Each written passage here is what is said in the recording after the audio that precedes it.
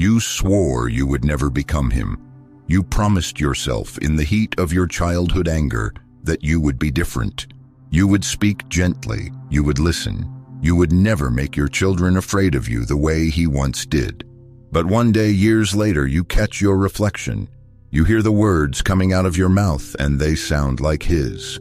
You feel the same frustration rise in your chest, the same tone, the same silence after.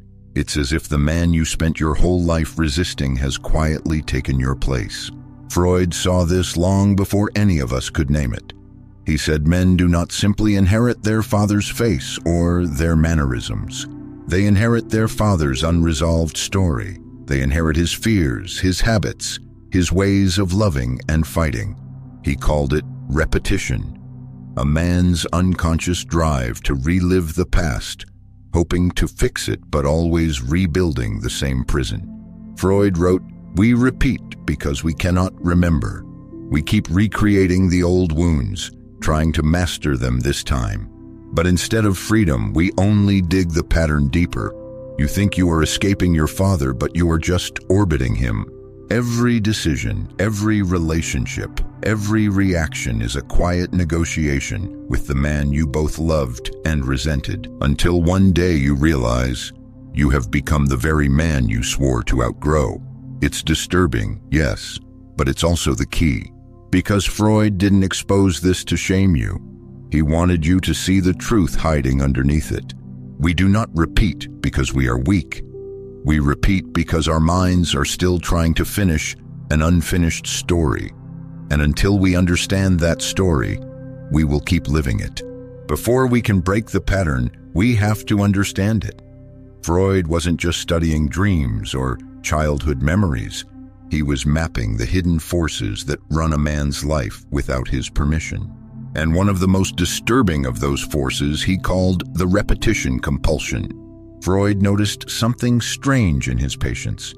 They didn't simply remember their pain, they relived it. A man abandoned by his father would find himself drawn to leaders who would later abandon him.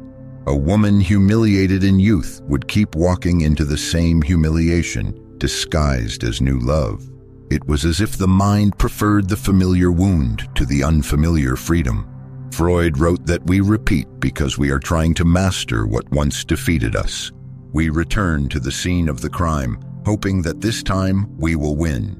But most of us don't win. We simply rebuild the same scene with new faces. The repetition is not a choice. It is a compulsion. You choose the prison you think you can finally control, and you end up back inside its walls. Then comes identification. For Freud, a child survives by imitating power. If the father is strong, the boy copies his strength. If the father is violent, the boy copies his rage. Even if that rage terrified him, the imitation feels safe, because being like the aggressor is safer than being his victim. So the child becomes what he once feared, not because he wants to, but because his survival depended on it. This is what Freud meant by identification with the father. It is the mind's way of saying, if I can become him, maybe I can protect myself from him. But the protection becomes possession. The father's habits, his words, his emotional temperature, they move in quietly and start living inside the son. And there is one more layer. Freud called it the superego, the inner judge, that tells you what is right and what is wrong. Where does that voice come from? Freud said it comes from the father. The voice that once scolded you now becomes your conscience. It whispers rules, commands, and guilt. It tells you how to live, how to succeed, how to suffer. And because it speaks in your father's tone, you mistake it for your own. So when you find yourself angry at the world, or crushing yourself with impossible standards, you might not be hearing your voice at all. You might be hearing the echo of a man who once tried to teach you how to survive. Freud's language was poetic, sometimes strange, but the pattern is painfully familiar. We don't just remember our fathers. We become the stage on which they keep performing, and once you see that, the question becomes unavoidable.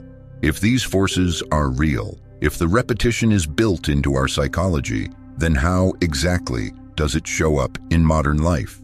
What does it look like today when men try to outgrow their fathers but end up walking in the same steps? You don't need a textbook to see Freud was right. All you have to do is watch the quiet inheritance unfold. A man grows up promising he will be different. And he is, for a while.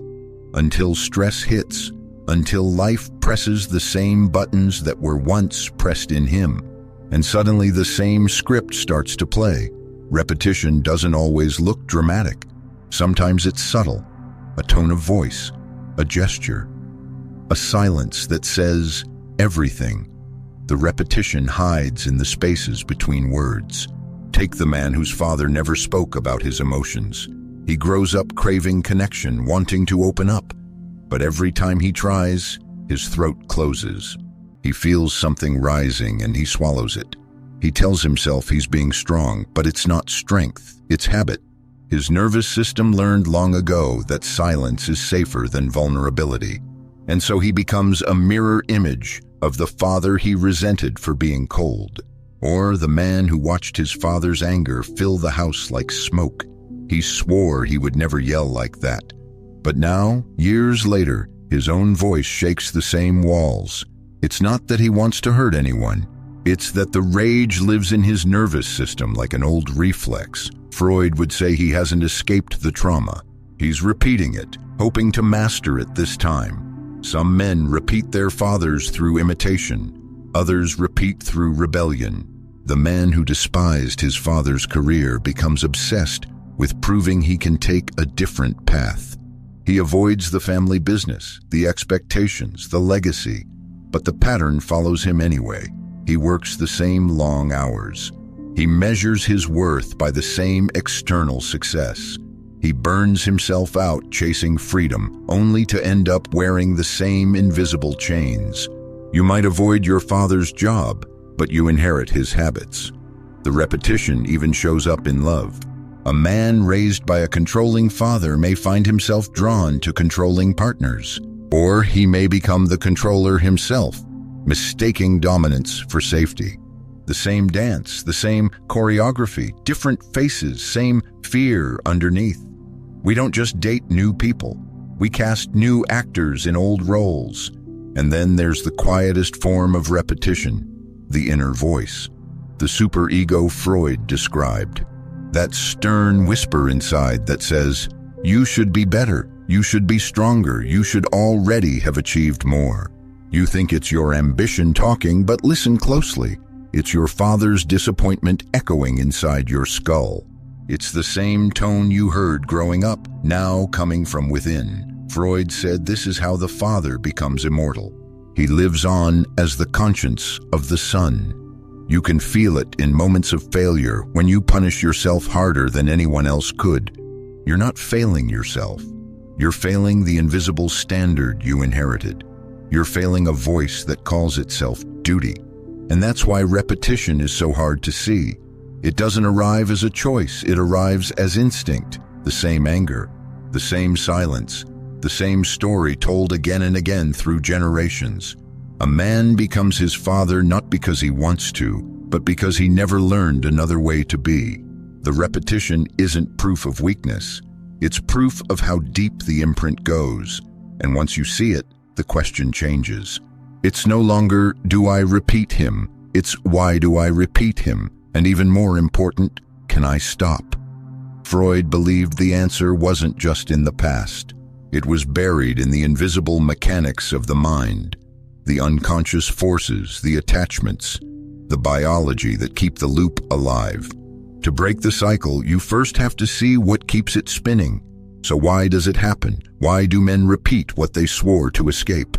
Why do we rebuild the same pain we once tried to run from? Freud believed that repetition is not just a mistake.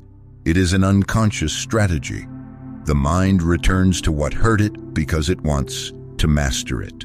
You keep walking back into the fire thinking that this time you'll walk through it without burning. But the fire doesn't change.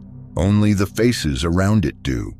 Freud called this the compulsion to repeat. It's the psyche's attempt to finish an unfinished story. The child once felt powerless. and the adult keeps reenacting that powerlessness in new forms, hoping that finally, this time, he'll gain control. But because the process is unconscious, he doesn't control the story. The story controls him. This is where transference comes in. You don't see the world as it is. You see it through the faces of your past. Your boss becomes your father. Your partner becomes your mother. You react not to the present, but to ghosts. Freud said, "We transfer the feelings from old objects to new ones." That's why logic doesn't help when emotion takes over. You're not arguing with the person in front of you. You're arguing with memory. Then comes identification. Freud noticed that a child often imitates the person who holds power, even if that power once hurt him. It's a survival instinct. Be like the aggressor and you might be spared. So the child copies what he fears, and over time, the imitation becomes identity. What once protected him now possesses him. But the mechanism doesn't stop with Freud. Modern psychology took his idea and made it visible in new ways. Attachment theory, for example, explains how early patterns of safety and connection form the blueprint for adult love. If your father was distant, you might learn to rely only on yourself. If he was unpredictable, you might spend your life chasing stability in others. Your relationships aren't random. They're reenactments of the emotional climate you grew up in. Freud's unconscious becomes Bowlby's attachment style, the same story told in a new language.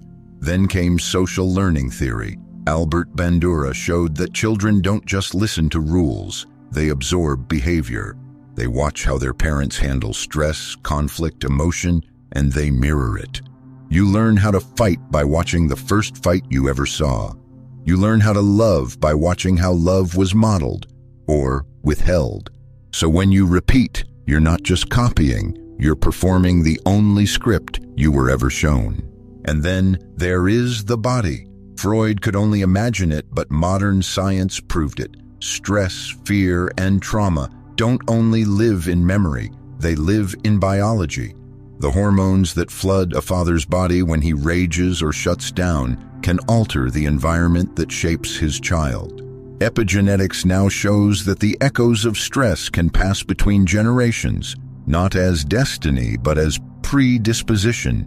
You may have inherited not just your father's eyes or voice, but his cortisol patterns, his tension, his way of holding pain in his shoulders. Freud was right about one thing. The repetition runs deeper than reason. You inherit a voice, a strategy, a body. It is psychic, social, and biological. That's why willpower alone can't fix it. You can't outthink what was written beneath thought. But knowing this changes everything. Because once you understand the mechanism, you see the pattern not as a curse, but as a code. And codes can be rewritten. Freud gave us the diagnosis. Modern psychology gives us the tools.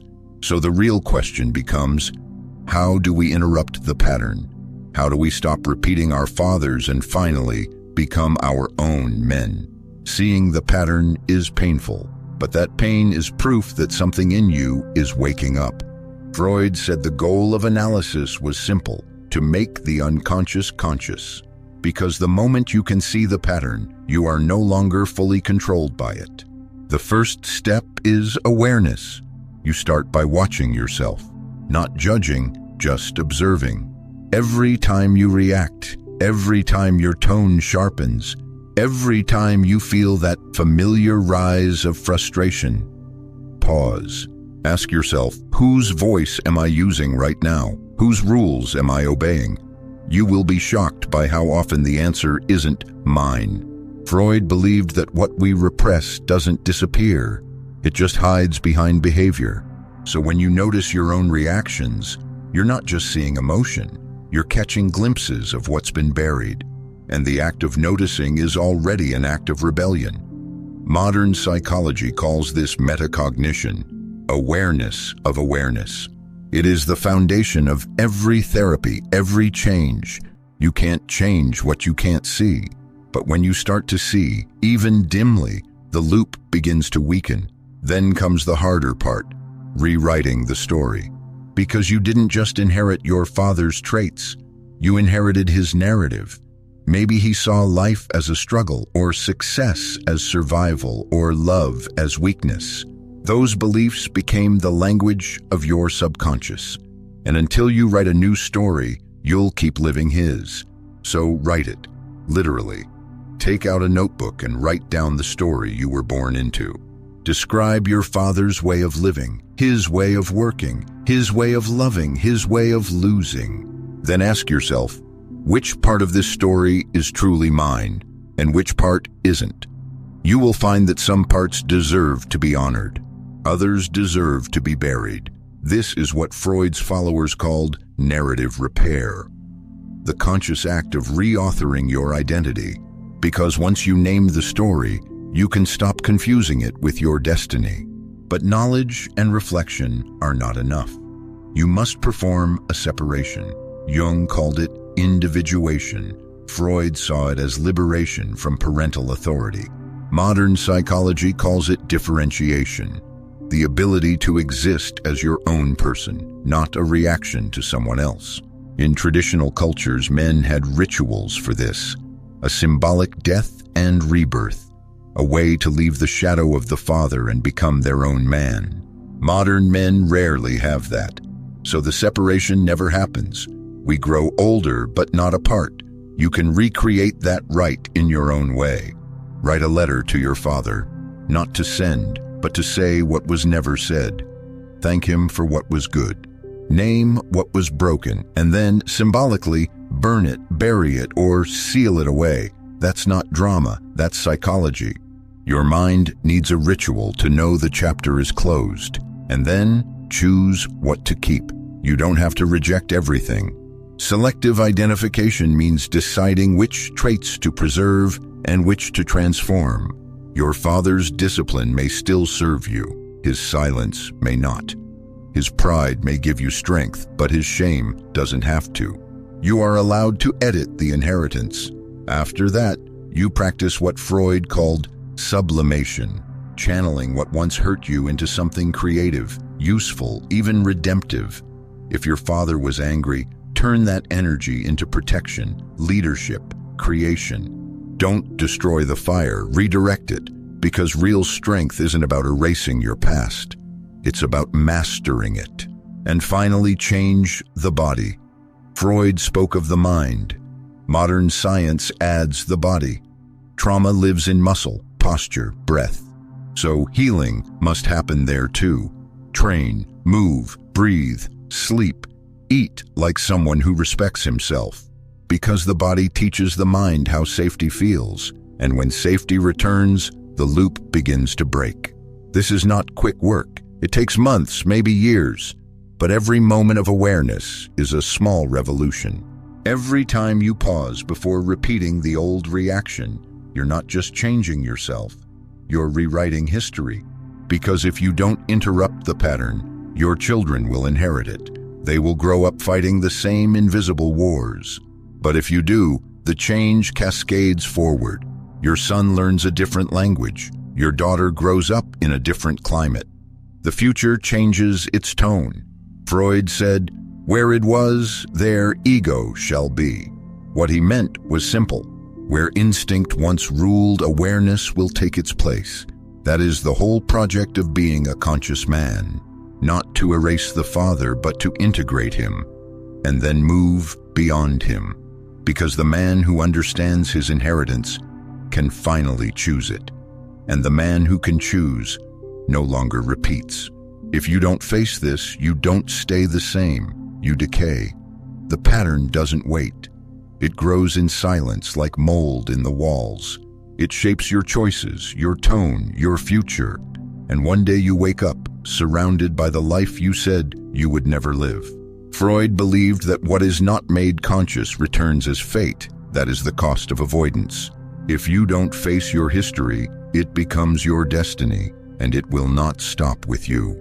You will pass it on, not through words, but through atmosphere, through the way you speak when you're tired, through the look in your eyes when you're disappointed, through the tension your children feel before you even say a word. They will inherit the emotions you never learned to name, and they will spend years trying to free themselves from the same invisible chains. It is not because you are cruel, it's because you are unconscious. The repetition will use you as its messenger until you become aware enough to stop it. And this is how generations repeat. Weak fathers create weak sons. Angry fathers create anxious sons. Absent fathers create hollow men who spend their lives searching for meaning in places that cannot give it. Freud saw this as a tragic loop, a family system haunted by unfinished business. But he also believed the curse could end with one person brave enough to see it. If you refuse to confront the loop, the story continues without you. Your children will play your role, and their children will play yours. They will star in the same tragic play, and they will never thank you for it.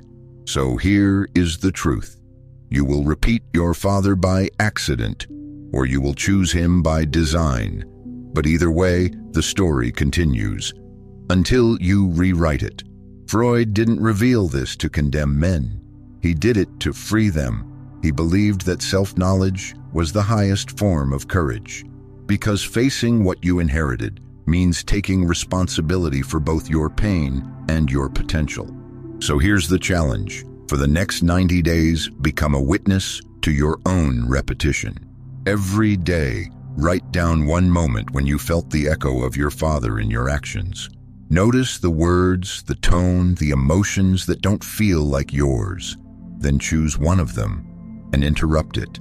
Even a small break in the pattern is enough to begin a revolution. Week 1 to 4, become aware. Week 5 to 8, separate.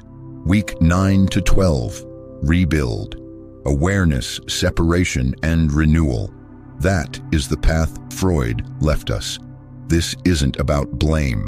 It's about freedom. Your father wasn't the enemy. He was the beginning. You are the continuation.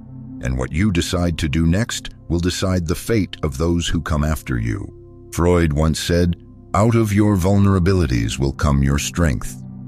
He was right. The pattern breaks not when you are perfect, but when you become conscious. So choose awareness, choose responsibility, choose to end the story that no longer deserves to live through you. Because the world doesn't need more men repeating their fathers. It needs men brave enough to become something new.